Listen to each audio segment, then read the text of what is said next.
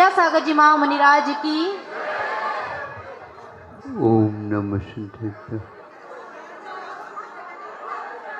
ओम नमः सिद्धेभ्यः। ओम नमः सिद्धेभ्यः। अहिंसा परमो धर्म की। आचार्य गुरुवर श्री कुंद कुंद भगवान की। आचार्य गुरुवर श्री ज्ञान सागर मुनि महाराज की।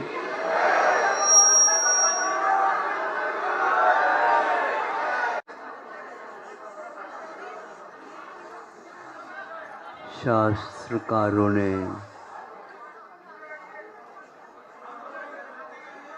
सुख का अनुभव आकुलता के बिना होता है, ऐसा कहा है।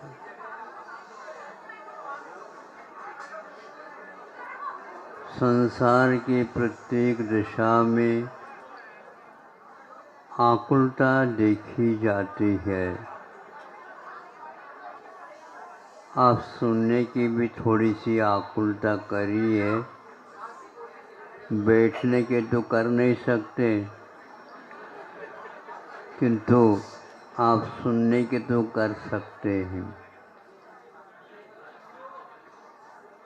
दो प्रकार की आकुलता होती है। एक तो असाता के उदय में, जो पल पल आपके पीछे महसूस हो रही, जिससे बचने के लिए आप बहुत सारे साधन सामग्री जुटाते हैं, मांग लेते हैं, छीना झपटी कर लेते हैं, कर्ज लेते हैं और उनका उपभोग करना चाहते हैं, फिर भी आकुलता नहीं छूटती। अब कुछ लोगों को साता के उदय में इन सब सामग्रियों की सुविधा रहती है, फिर भी उनकी आकुलता अलग ही देखने में आती है। आती है कि नहीं? जिसके पास ज़्यादा आकुलता हो वह बड़ा सेठ साहूकार माना जाता है।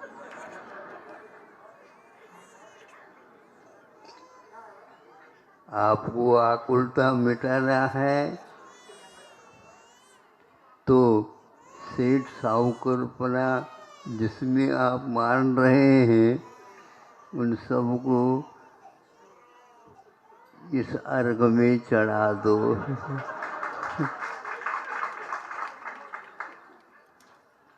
आकुलता बिन कहिए, ऐसे दौलत राम जी ने कहा। इस साल विशेष गर्मी पड़ी। गर्मी कितने तेज पड़ रही है, अब कब चली जाएगी ये? चली जाएगी, एक आधा हफ्ता हो ही गई समझ लो। अब ये आकुलता 36 में आ गया।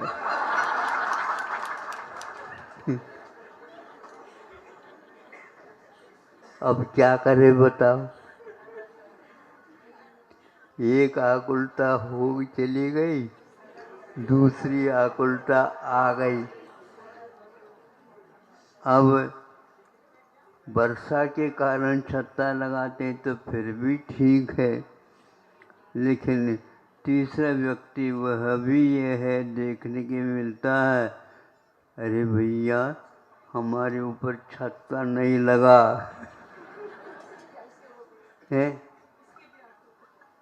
आकुलता है, मिल जाए तो फिर तो कहना ही क्या, राजा राना। हाँ, न गर्मी लग रही है, न सर्दी लग रही है, न वर्षा का अनुभव हो रहा है, समशीतोष्ण है, वातानुकूल है, लेकिन वातानुकूल नहीं है। इनको छत्ता लगा, हमारे लिए नहीं है। राजा राणा छत्रपति कह रहे हैं वही दलपतराम जी, इन सबको यहाँ से जाना है। छत्ता लेकर के जाओगे क्या? सोच लो। आखिर यह आकुलता क्या बला है, यह हमने लगाए रखा है। सही पूछा जाए, यह हमारे पीछे लगी हुई नहीं, हमने लगा रखा। इस रहस्य को समझने वाला आज भी इन आकुलताओं के बीच में रह करके भी आकुलता से रहित होने का अनुभव कर रहा है, कोशिश कर रहा है।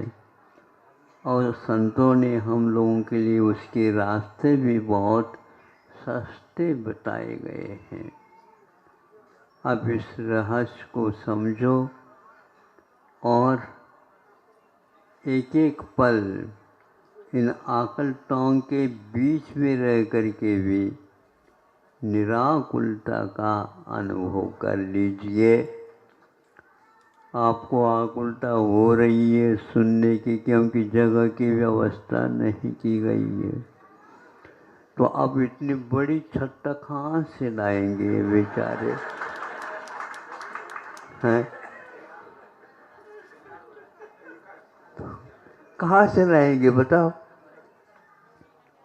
तो इसलिए अब जो है उसी में सब ठीक है, सब ठीक है, सब व्यवस्थित है। आप हमारे वजह से तकलीफ न लीजिए। तो यह भीतरी धारणा बनने से अपने आप ही उन आकुलताओं के साथ भी हम अपना काम निकाल लेते हैं और बहुत अच्छा निकाल लेते हैं। ये सब मन की बात है। आप लोग मन क्या है और उसके ऊपर नियंत्रण कर लीजिए, ये तो चलता ही रहेगा। न कैसे हमारे दर्शन करने के लिए कई लोगों को आकुलता होती, तो मुझे आकुलता होने लग जाती।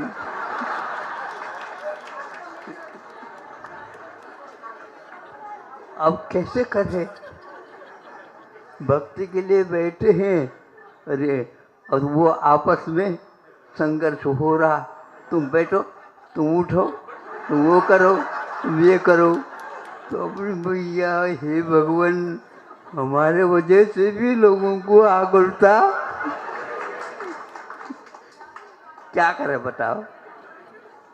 इसीलिए कभी कभी मान लो भक्ति का पाठ नहीं आता है, दर्शन तो आता है और नहीं है तो आ रहा है ऐसा समझ करके, क्योंकि घर में बैठे रहते तो ये भी नहीं आ पाता है, नहीं समझे, इसलिए आए हैं।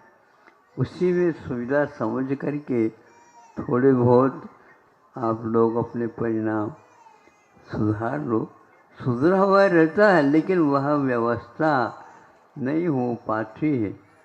सिद्ध जब तक नहीं बनेंगे, अव्यवस्था के साथ रहने का अभ्यास करना चाहिए। इतना ही ठीक है। अहिंसा परमो